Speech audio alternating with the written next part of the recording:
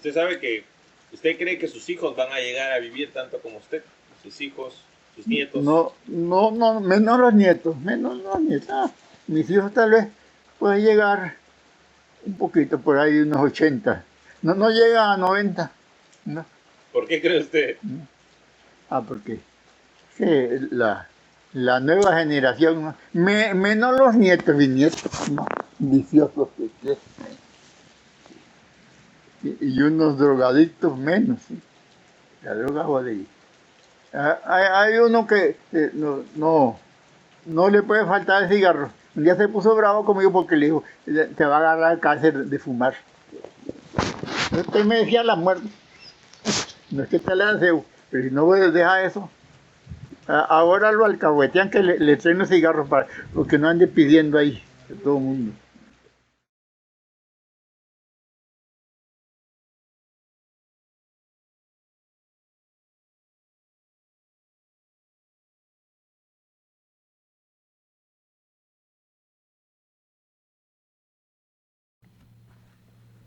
Hola, my name is Martin and I'm a food scientist. Born and raised in Peru, I have lived in Finland for the past 12 years. My life can be summarized in 3 words: travel, learn, and persevere. In 2020, I decided to pursue a new specialization on food sustainability. I joined the UN-mandated University for Peace in Costa Rica. Like many people of my age, I focus on my career, talking with my family, and spending time with Benny, my adorable doggy. Slowing down is surely not crossing my mind.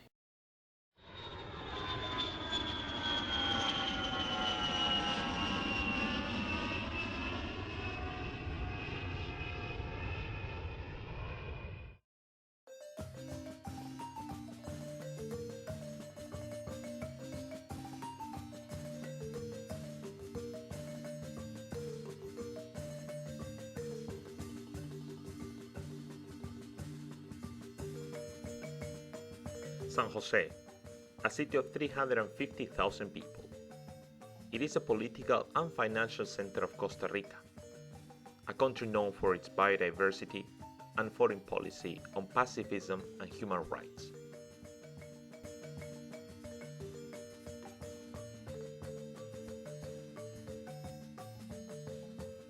A few months after arriving in this fascinating country, I realized that Costa Rica has also one of the largest concentrations of octogenarians, nonagenarians, and centenarians. But what is the secret behind such long, healthy life? Food, water, social relations, better hygiene, genetics, or perhaps a combination of all? Did our ancestors live long lives? I mean, way before our parents, grandparents, great-grandparents, and so on?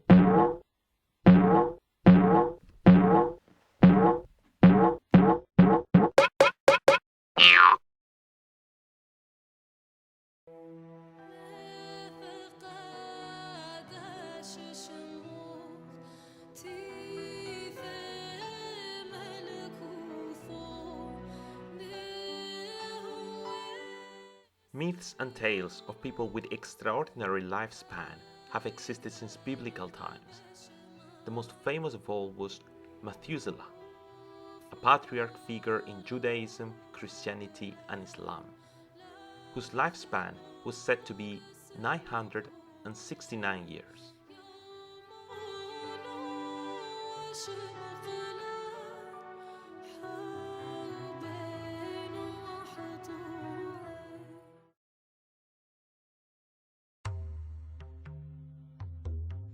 According to Hinduism, the life of the human world is divided in 4 stages: Krita Yuga, Treta Yuga, Dvapara Yuga, and Kali Yuga. The Hindu epic Mahabharata described Krita Yuga as the period with no poverty, no richness, no disease, no hatred or vanity, no sorrow, no fear. A period where all that people required was obtained by the power of will, the average human lifespan being 100,000 years.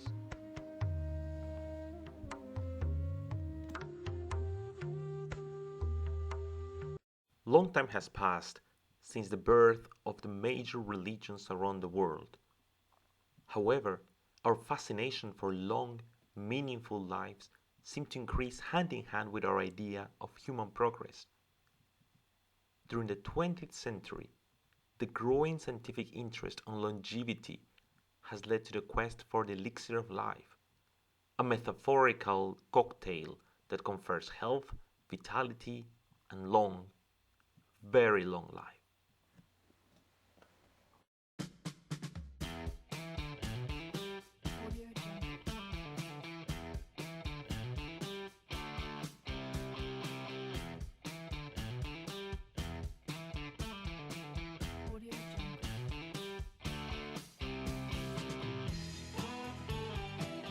In 1973, Dr. Alexander Leuven, professor at Harvard University Medical School, embarked on a National Geographic-sponsored journey across the world to explore 3 geographical locations with the potential of becoming longevity hotspots: Vilcabamba in Ecuador, Abkhazia in the former Soviet Union, and Hunza in Pakistani-controlled Kashmir. In his account, Dr. Leuven includes absorbing stories of supercentenarians, such as Kavla Zuria of 130 years, Shirali Mislimov of 168 years, and Miguel Carpio of 123 years. Unfortunately, evidence of the allegedly age of these supercentenarians was missing, and in some cases disproved later on. Scientific rigor became paramount to prove the existence of regions with high density of centenarians, and the quest started.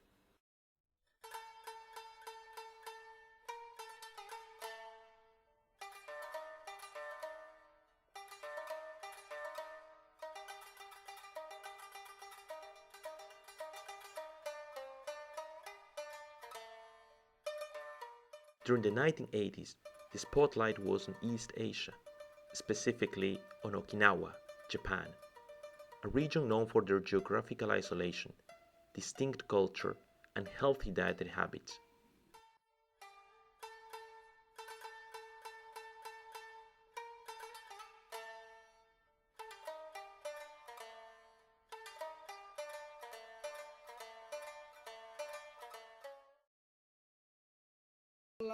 Y quería saludar por su hospitalidad, esa accoglienza.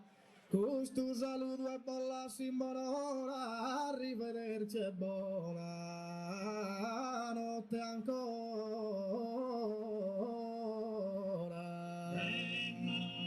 Years later, in the late 1990s, Italian researchers found a substantial number of centenarians concentrated on the east side of Sardinia, southern Italy. Here, Professor Michel Polaine and colleagues proved the existence of a particular geographical area characterized by extreme longevity, an area they called Blue Zone. My colleague that came to a meeting in 1999 in Montpellier in France, and he was telling us there was a meeting of people interested in centenarian at the University of Montpellier. And he explained that in this mountain of Sardinia, there was so many centenarian, and that even there are the same number of male and female centenarian. And as you know, validation of age of centenarian is a very crucial point. You cannot believe all age around the world of people who die at 130, 140. It is completely false. So the people in the audience were very skeptical. And I was also skeptical. And then we decided together that we have to go there. And I was the only candidate to go there. So I started in Sardinia in 2000. And within something like 4 months, I validated the age of about 40 centenarian.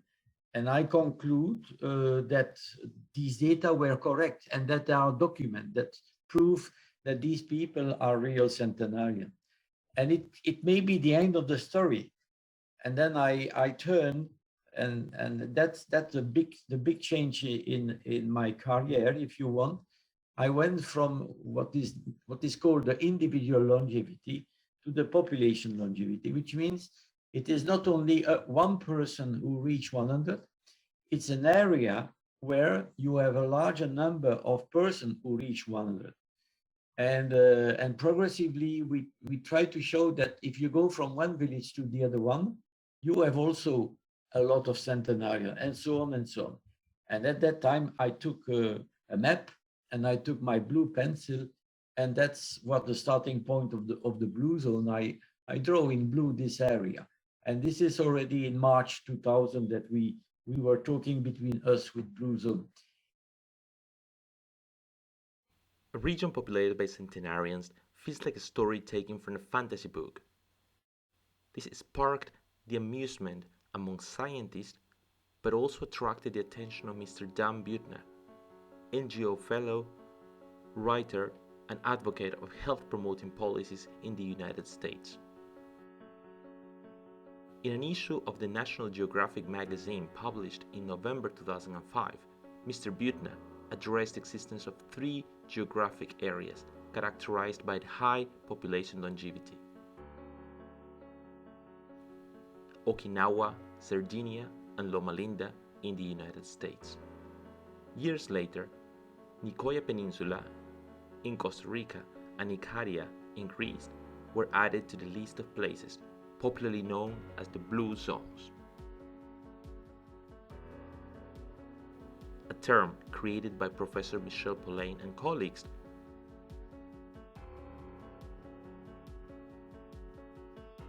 but eventually registered by Mr. Buettner.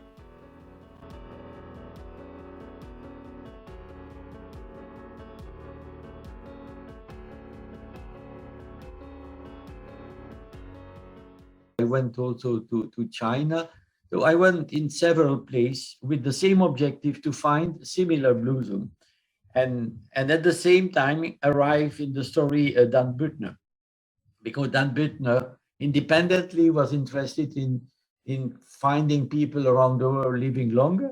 And he saw my paper on Sardinia, and then he contacted me. And so at that time I decided to work with him.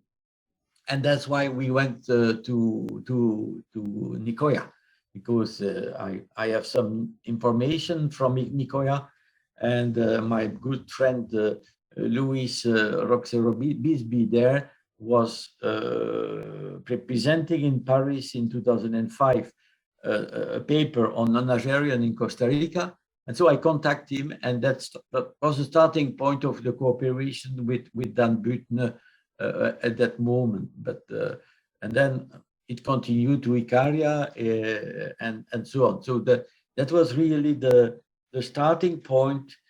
But the big problem is that finally this term blue zone has been kidnapped by my good friend Dan Buettner, and he did not tell it to me, and he put the trademarks on the term, and that bring me a lot of problem after, because for example, I cannot use the term blue zone in the Netherlands, because then he sent already some attorney, avocat, you see, to say you cannot tell without paying some money, because it's my term.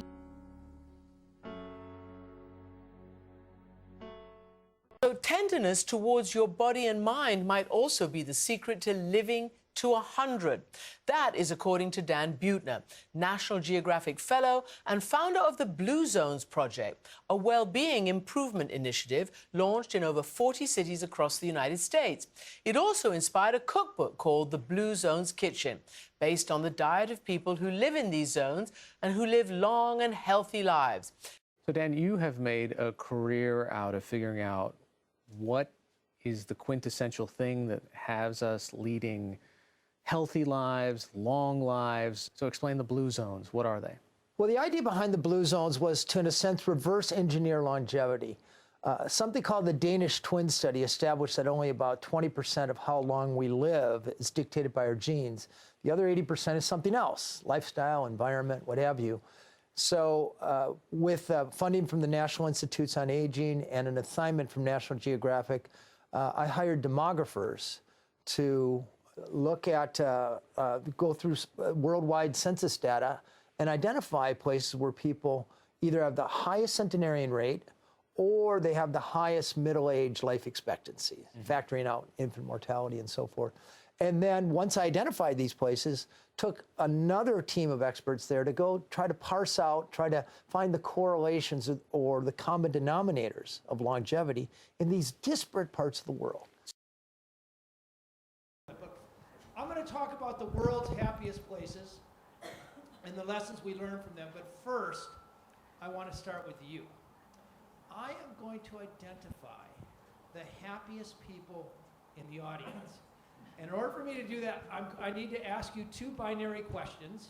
And the first question is... You need Jesus to tell you what to do. ...is about whether you think life is long or short. So raise your hand if you think life is long. Now raise your hand if you think life is short. Wow.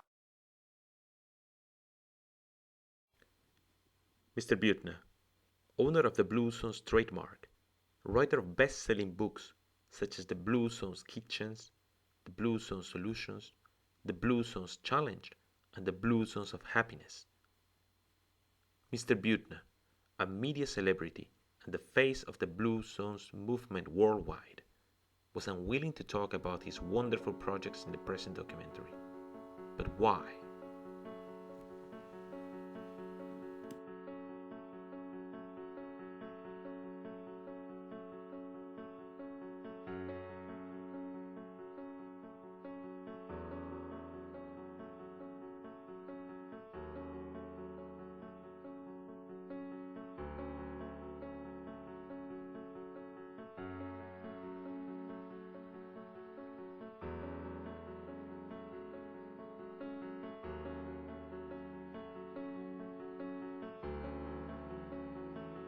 Your habits is mostly a fool's errand. If you want to get happier or live longer, don't change your behavior. It'll almost certainly fail. Change your surroundings.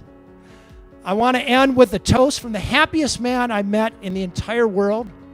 His name is Armando Fuentes. They call him El Canton. He's an 80-year-old sort of lantern-jawed journalist from Mexico. He writes 4 columns a day. I spent 2 hours with him. And after 2 incredible hours, I was just typing like somebody on, like an auctioneer. I asked him if he could sum up the secret to happiness. And he closed his eyes and he thought for a minute and he said, yes.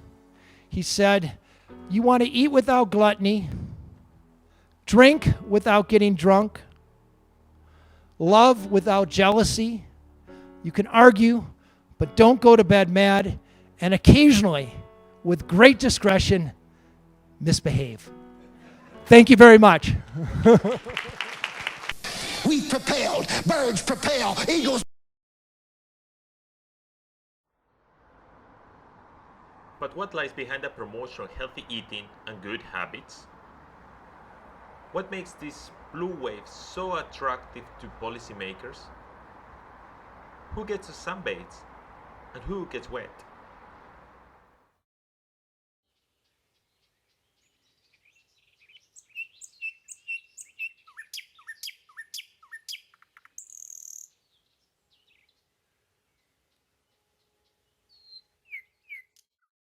At the Department of Environment and Development, I embarked on a project in the Nicoya Peninsula, a longevity hotspot.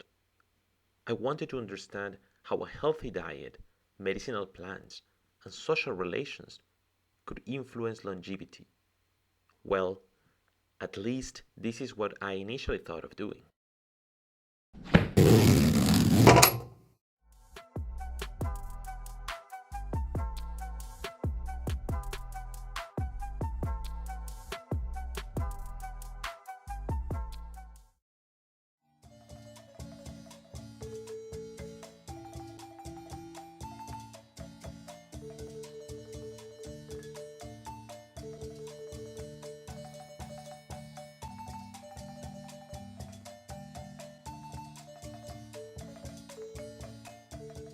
Costa Rica has a worldwide reputation for their reforestation programs and promotion of sustainable tourism, and the Nicoya Peninsula is a hub. Mi trabajo está muy enfocado a la línea de trabajo en investigación en turismo, sociedad y ambiente y estudios culturales. Me desempeño en el área de humanidades, turismo, básicamente, ¿verdad? En los últimos años pues he venido relacionando mucho, variando con temas, sobre todo involucrados en los determinantes culturales de la región chorotega de Costa Rica, sobre todo en la península y Golfo de Nicoya. Trabajamos muchos proyectos de investigación y extensión, ¿verdad? De apoyo a las comunidades, sobre todo que están en mayor vulnerabilidad, tanto climática como social y en otros campos. Se llama Nicolás Hernández, para Nicolás que salude como don Nicolás. Papito, vean, ya vienen las visitas. Pero vean aquí, vean señor. Abran los ojitos. Señor Nicolás, ¿cómo está? Muy bien, gracias. Muy bien, gracias. Mi nombre es Martín. Mucho gusto. Among those in great vulnerability are the senior population of the Nicoya Peninsula. Yo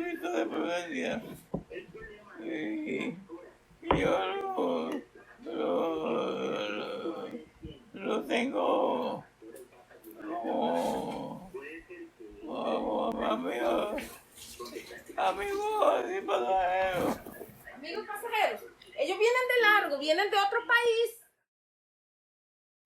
In fact, the mortality rate in Nicoya is 20% less than the average in Costa Rica, among males. Meaning that the Nicoya Peninsula, particularly the region of Guanacaste, has the largest concentration of senior citizens in the country, and probably one of the largest in the world, along with Sardinia, Icaria, and Okinawa.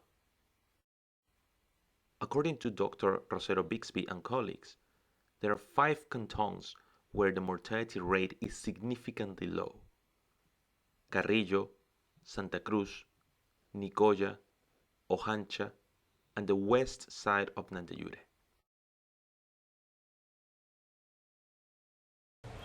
Al iniciar mis trabajos, ¿verdad? Aquí en la sede regional chorotega, sobre todo en el campus Nicoya, y empezar a escuchar y tener contacto con investigadores de distintas partes del mundo y también del país, en donde pues se comunica y se socializa digamos el concepto de la península de Nicoya como una zona azul y se comparte información de ese tipo, pues empecé a pensar en la necesidad pues de abordar también los determinantes culturales de longevidad y la relación, la participación de los adultos mayores en su estilo de vida, en las dinámicas del turismo, tal como se está desarrollando. Entonces empecé a encontrar muchos vacíos en el campo de los derechos humanos, en el campo de la política nacional, del tema del turismo social, y eso pues me llamó a pensar en documentar un poco mejor hasta dónde hemos avanzado en tener un turismo más inclusivo de tipo social ¿verdad? y cómo hemos avanzado de ser un país solamente receptor de turismo y no un país pues que también disfrute de la recreación y el turismo en su cotidianidad, ¿verdad? Básicamente el estudio y los estudios que he hecho principalmente ha estado en relación en cuáles son las condiciones que hay en los distintos destinos turísticos para que los adultos mayores pues tengan condiciones para poder disfrutar y poder pues estar bien. Inclusiveness in tourism is key, particularly if the local government and private enterprises intend to use this longevity hotspot to promote tourism and generate profit.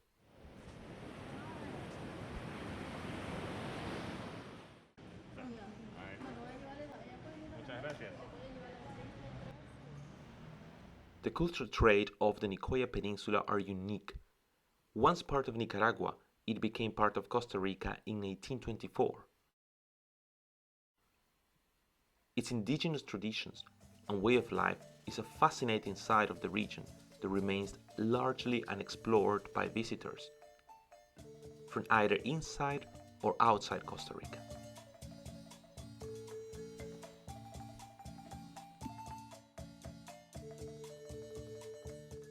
I was talking once with the mayor here. He was saying about calling Santa Cruz we're the folk city of Costa Rica, but he wanted to do like a new slogan and stuff like that, and I was like, that's fine, and I really believe in destination marketing, but I think that it's important. We don't even have a tour of cultural tourism in Santa Cruz, right? So if you're right now as a tourist, you come here and say, okay, what tour can I do? That's something that we don't have. So that's our first step here. So we're doing a tour operator heavily focused in cultural tours, and we're also merging these with nature tourism, because there's a lot of areas. During pandemic, I came here and I was like, what are we gonna do without tourists? And I was like, I'm gonna start creating stuff.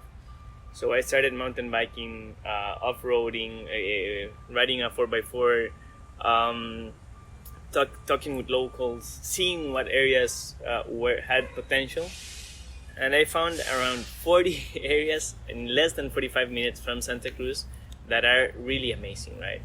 And right now we don't have tourists. So I think that there are two main opportunities here. One is the cultural side, right?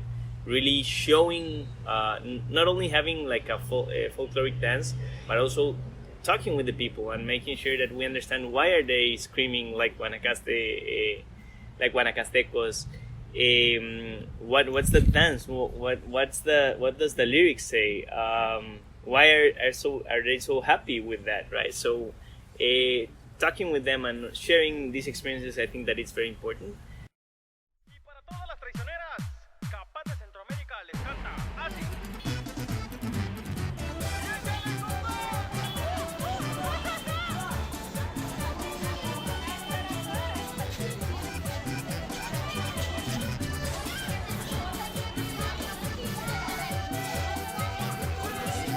Nicoya Azul could be read on billboards and advertisements. Strategically located along Nicoya's main arteries and central bus station. Centenarians, beautifully depicted, were an invitation to explore the region and discover the secrets for a long, healthy life. Legends, in Spanish, may seek to inspire Indiana Jones inside us.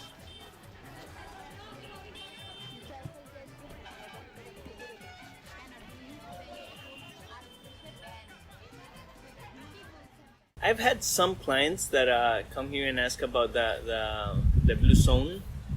To be very honest, it's not the majority of the clients, but there's some things that are interesting of all the blue zone movement, right?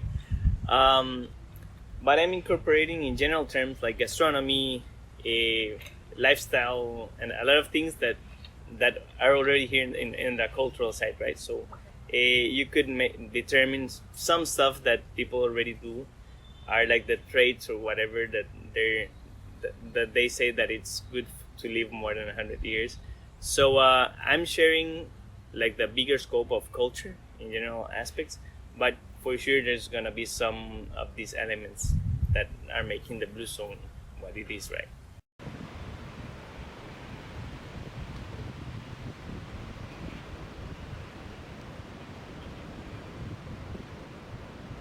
But what aspects make the Nicoya Peninsula a longevity hotspot? Most studies focused on the specific aspects of the Nicoyan lifestyle, such as food availability, eating habits, and nutrition. Others seem to focus on the genetic makeup, such as the length of telomere DNA, expressed as leukocyte telomere lengths, or LTL, a well-known predictor of longevity. Apparently, the length of the telomeric DNA shortens every time a cell divides. when a critical limit is reached, the cell dies. In other words, the longer the telomere DNA, the larger the lifespan of a cell is. Since 2004, the epidemiologist David Rekoff and colleagues recruited over 600 senior citizens living inside and outside the Nicoyan Peninsula in order to investigate the relationship between LTL and longevity. The results, published in 2013, showed that senior residents of the Nicoya Peninsula have, in average, longer LTL than those living somewhere else in Costa Rica. This is the first time a specific biological marker was directly associated with longevity in the Nicoya Peninsula. Only a handful of studies deal with social interactions linked to longevity and health preservation. Perhaps a comprehensive approach could shed some light on the underlying reasons for a long, healthy life.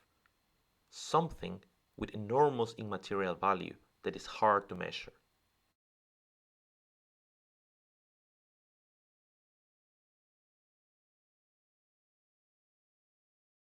O sea que Nicoya es uno de los cantones que está dentro de la península de Nicoya que conforman los 5 cantones que son parte de una zona azul. Entonces empezamos muy puntual a promover, a rescatar cuáles eran los factores que han inducido que el cantón sea zona azul. Entonces, rescatamos eso y empezamos a promocionar esos componentes, lo que llegamos a llamarles los factores protectores de las zonas azules, los factores protectores de la longevidad.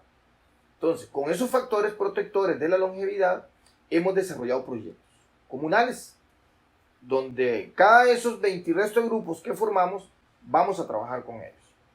La alimentación, la actividad física, la convivencia social, familiar, el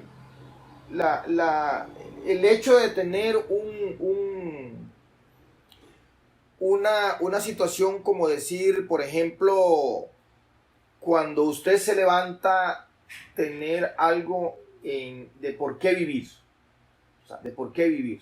Entonces, nuestra gente lo tiene. Entonces, hemos venido tratando de que esos componentes, poderlos,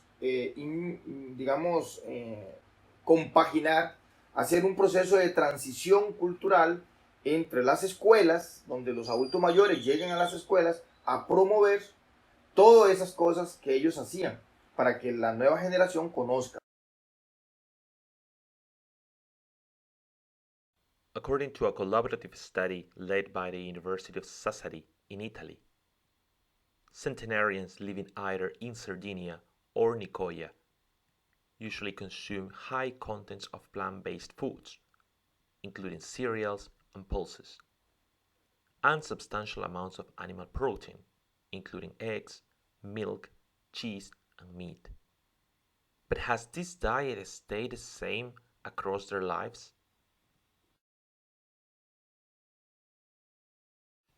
Professor Pes and colleagues studied the dietary changes Sardinian centenarians went through. These scientists suggested a nutritional transition or period of dietary changes arising from economic development.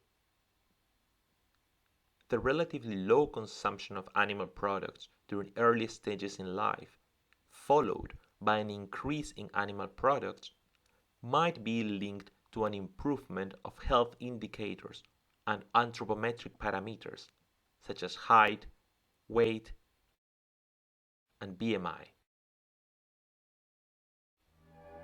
Is this theory also applicable to Nicoyans?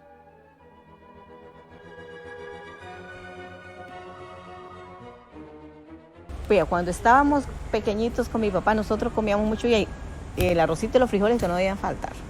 Huevito, eso nos faltaba, la cuajada, leche. A nosotros nos daban leche con tortilla, decían, sopa de leche, decían ellos. Y nunca me faltó el chancho, que es uno, el cerdo. Y mi doña tenía le gustaba criar gallinas y siempre, casi nunca faltaban los cerdos. Así. Y si no, agarraba el rifle y me iba para el monte. Antes había mucho que cazar aquí, venados, ainos, tempestillos. Yo lo que iba allá era, yo mataba, que no me faltaba la carne, que yo he sido muy carnívoro. Puro arroz y frijoles no me gusta, algo tiene que acompañarlo ahí. Comen más. Carne. Carne muy poco, porque antes usted sabe que sí se podía ir a cazar, se cazaba venado, comíamos carne de venado. Ahora es prohibido todas esas cosas. También comíamos cerdo, pero criado en la casa, las gallinitas criadas en la casa, todo. ¿Qué han seguido ustedes comiendo carne? No, mucho, era muy distanciado. Pero más que todo ahí, lo que hacían mis abuelitos, mis familiares, el día que ni salíamos casi a Santa Cruz, era allá en el campo. Allá mataban una res, decían ellos, vamos a matar una vaca. Entonces uno iba y compraba la carne ahí. Ahí compraba, no venía ni a Santa Cruz a comprar. Compraba cuando se mataba en alguna casa, en la vecindad. ¿Eran autosuficientes? Sí, así era que se comía carne en esos lugares. Nosotros lo que comíamos ahí, siquiera, que comprábamos una botellita de leche, y con esa botellita de leche a todo y que le echaba un chorrito de leche y una tortilla, caliente era el almuerzo. Y ahí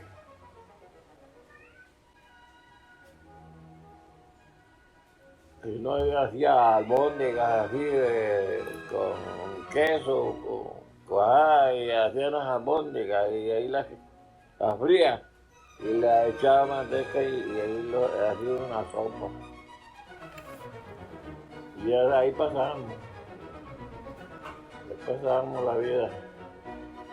Porque no conocíamos a veces ni los frijoles ni el arroz porque no teníamos cómo comprarlo.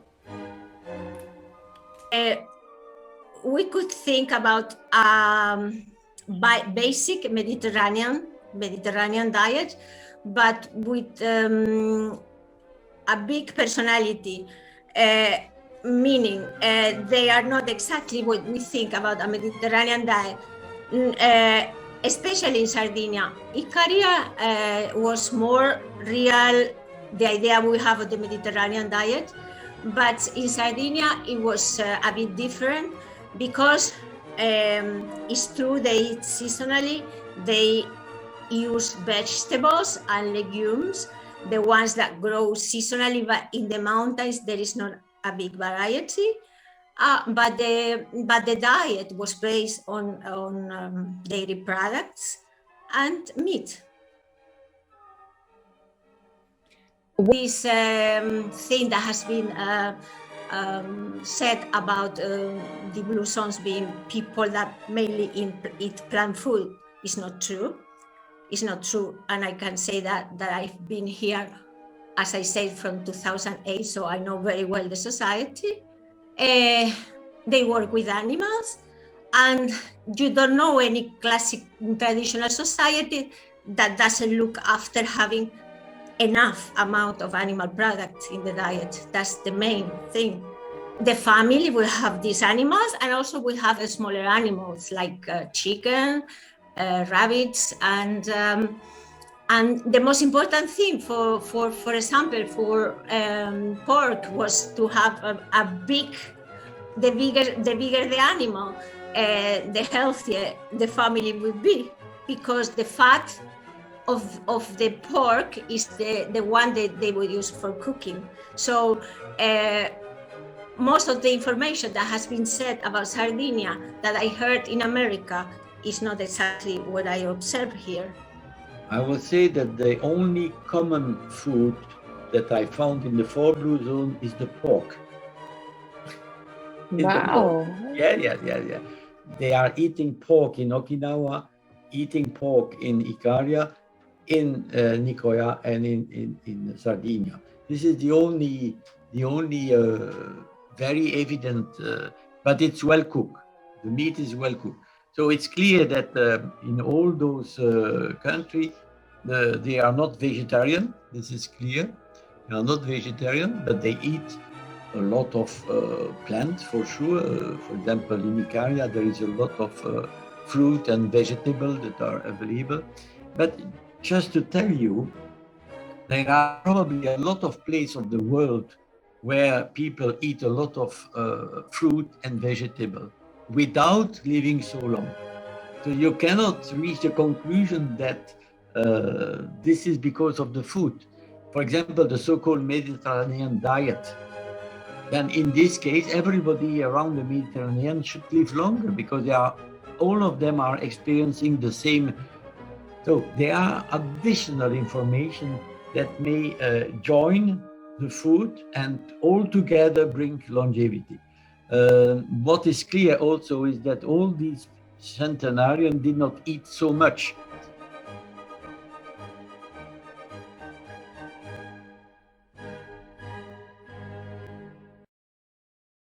Based on the collected testimonies, Nicoyans, like Sardinians, seem to rely on a wide range of animal products such as eggs, milk, cuajada, and to a lesser extent, meat to fulfill their dietary requirements. The assumption that Nicoyans consume mostly plant-based diet throughout their lives is not entirely accurate. In fact, the commonality among their testimonies is their self-sufficiency. Most of their food, either plant-based or animal-based, was cultivated at home or obtained from neighbors.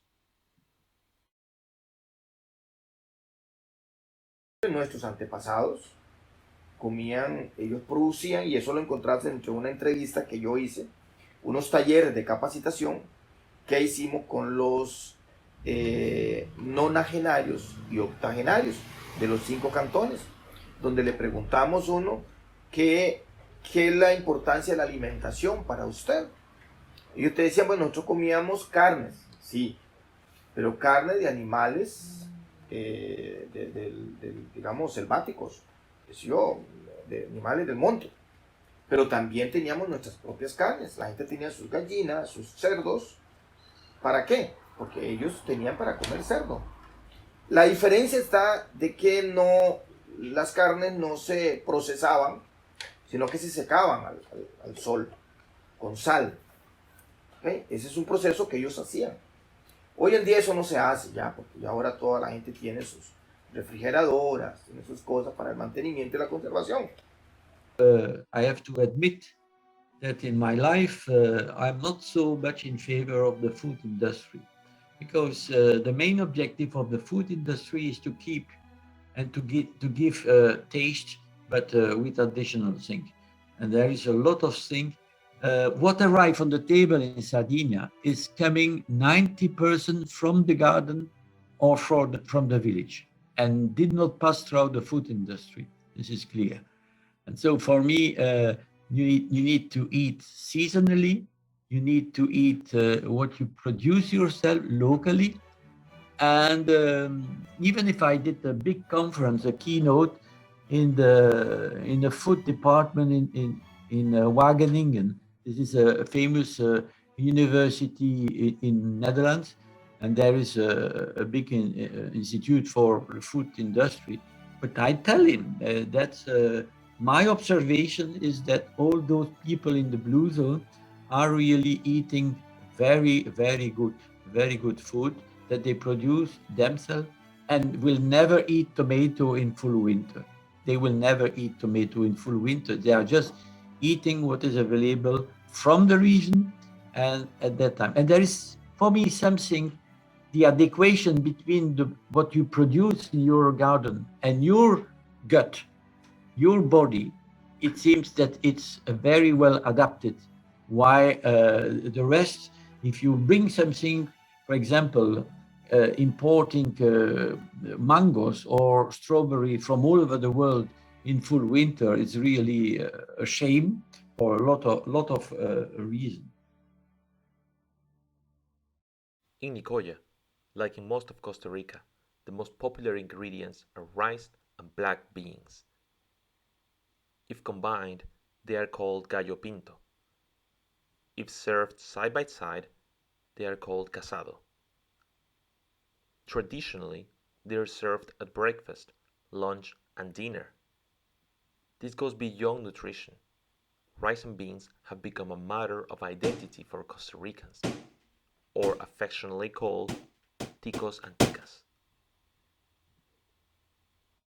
In 2003, a team led by Dr. Salvatori from the Faculty of Medicine of Botucatu in Brazil found compelling evidence pointing at a lower incidence of cyclophosphamide-induced DNA damage in mice fed with black beans. Almost in parallel, Hangen and Bennick from Michigan State University observed that the consumption of black beans reduced azoxymethane-induced colon cancer in rats. Although the molecular mechanism of black beans polyphenols are not yet clear, new evidence suggests new paths by which compounds found in black beans may wield antidiabetic benefits. Pero yo siento de que la alimentación sustentada en elementos propios de cada uno, sustentadas en granos básicamente maíz, frijol, que es lo básico, y al arroz inclusive. Pero usted nunca va a encontrar en una familia acá donde no tenga maíz, no tenga tortillas, no tenga frijoles. Usted no va a encontrar una familia acá en el campo, inclusive aquí mismo en la ciudad, el desayuno. ¿A base de qué? De granos. El pinto. El pinto es a base de granos. Arroz, frijoles. Y a la par una tortilla.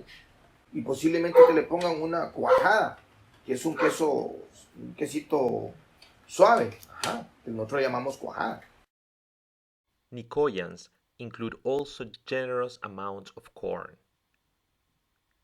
5 varieties of corn have been identified in the cantons of Nicoya and Ojancha. Amarillo, Blanco Rocarina, Congo, Piquinitillo, and Pujagua.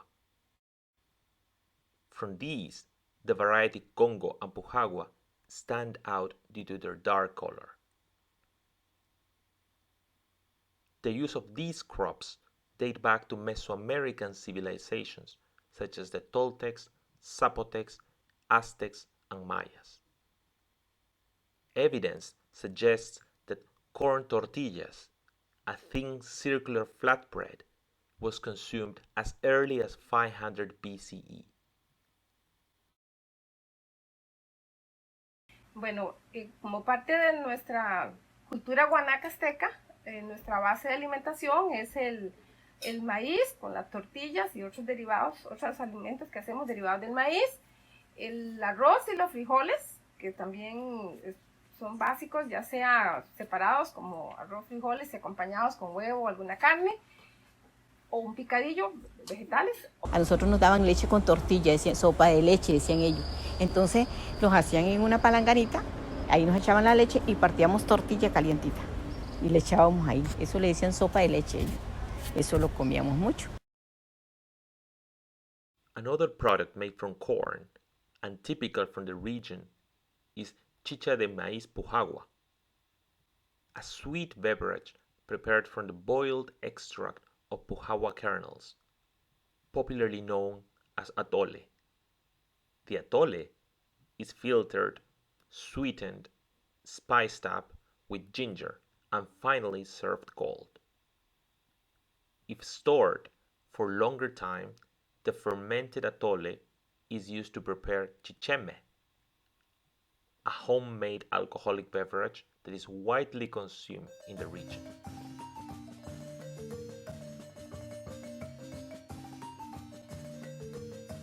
Pujagua, que es un maíz moradito, con el cual se hacemos el chicheme y el atol. Lo hacemos, pues no es como que todos los días lo tengamos, pero sí por lo menos una vez al mes o 2 veces al mes, pero al año sí lo hacemos varias veces al año, ¿verdad? Y hacemos una vez, pero nos dura como 3 días. Esa base le echamos tapa de dulce, y una planta que se llama jengibre, que tiene un sabor picante, que también se le echa mucho como aderezo a algunas comidas. Eso sobre todo para el chicheme. Corn variety Pujagua contains high contents of anthocyanin, a well-known antioxidant that is linked to the prevention of cardiovascular diseases, some types of cancer, and cellular damage caused by oxidation. Some studies revealed that the consumption of antioxidant-rich beverages could have a positive effect on health, even though resveratrol, procyanidins, and proanthocyanidins in wine have shown remarkable antioxidant properties. There is still scant evidence of lifespan expansion through in vivo studies.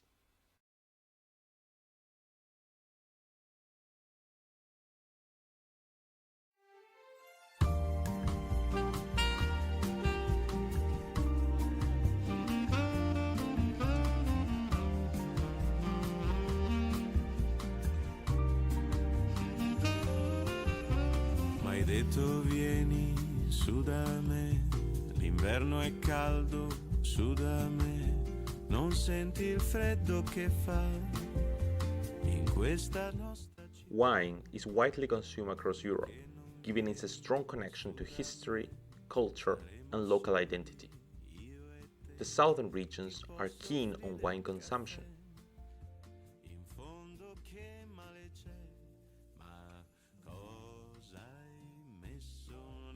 Researchers from the University of Sassari estimated that before 1957, Sardinians drank around 72 bottles of wine per year, which is twice as much as the average Mediterranean consumption, but slightly lower than Italian consumption.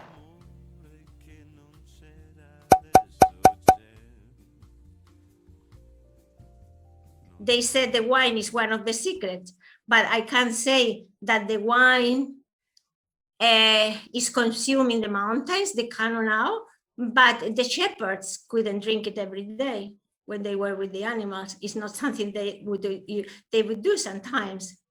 The same in the family. The wine wasn't available the whole year, so it wasn't something that they did every day.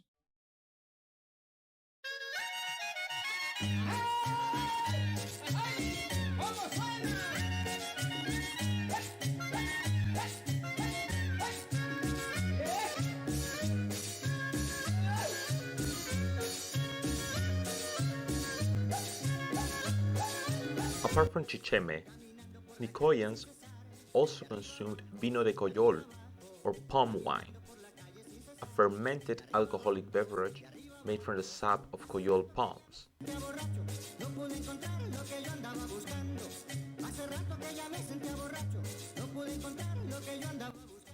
Everything indicates that Mesoamericans have consumed this beverage since ancient times, and their knowledge passed on from generation to generation.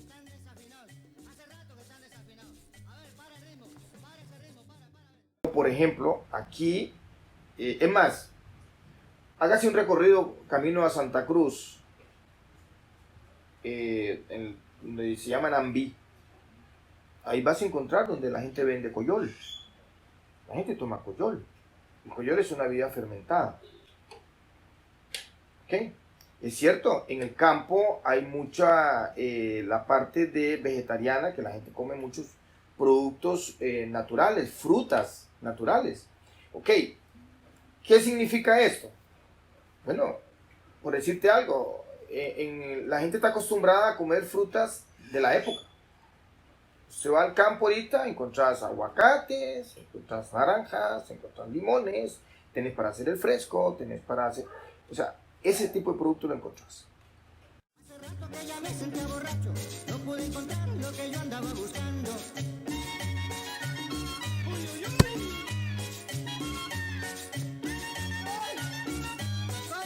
The sap harvested from palm trees is rich in sugars, essential amino acids, and vitamins, which makes it an ideal broth for the growth of microorganisms responsible for fermentation.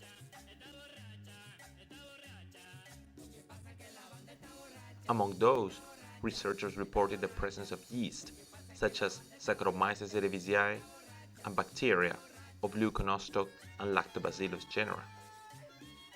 The latter being regarded as a lactic acid bacteria, or LAB. This type of bacteria is widely found in fermented products, and its contribution to healthy microbiota on intestinal mucosa has been extensively studied. In Nicoya, the consumption of homemade fermented drinks is common, and some senior Nicoyans, well, seem to indulge on alcohol and tobacco.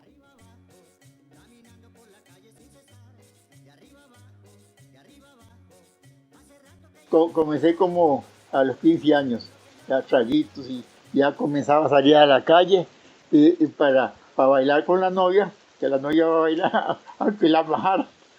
Yo tenía que bailar.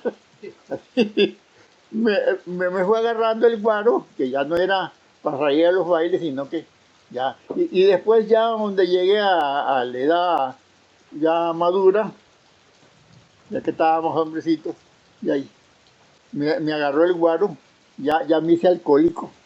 Es la verdad, yo era un alcohólico. ¿A qué edad usted se sintió que era alcohólico? Como los 50 años, 40, 50 años, temprano.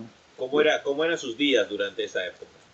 Al principio yo trabajaba, aunque fuera de goma, después ya no podía. Yo me traía una media guaro para no salir ese otro día. Y ya cuando se terminaba, es como una coyote enjaulada, daba vueltas y si hallaba caballo, me iba a caballo, si no me iba a pie a buscar el guaro. ¿Dejó de trabajar? En vez de ir a buscar los bueyes, pues yo casi toda una vida tenía bueyes, me iba a buscar los bueyes y tal vez iba para la máquina a cerrar madera. Y lo primero, allá primero el caballo, mejor agarrar el caballo y me iba. ¿Cuántos años usted vivió así? Sí, casi la mayor parte de mi vida,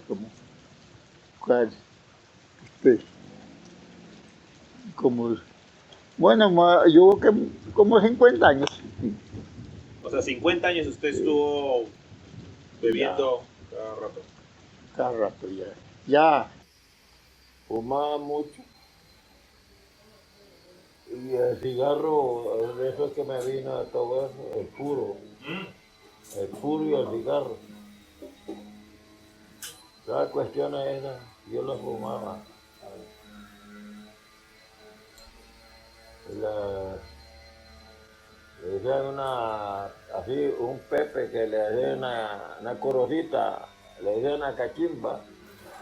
También uno, en vez de que no tenía puro cigarro, buscaba las chicas y sacaba la pepa de la fumaba.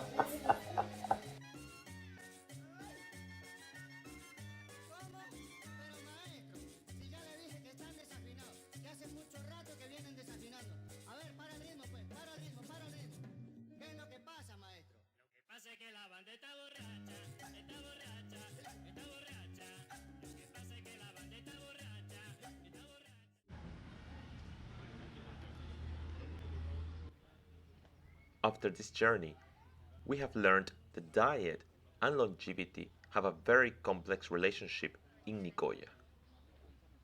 Despite poverty and deprivations, food was in most cases available across the life of senior citizens. The assertion that Nicoyans consume mostly plant-based diet is nothing but a well-crafted fairy tale. A tale that fits like a glove to the West Green Revolution. A tale that reinforces alienation from the land and pushes industrially produced veggies down our throat under the promise of a healthy life. Like many of us, Nicoyans enjoy the pleasures of life. But unlike most of us, they live from and for the land.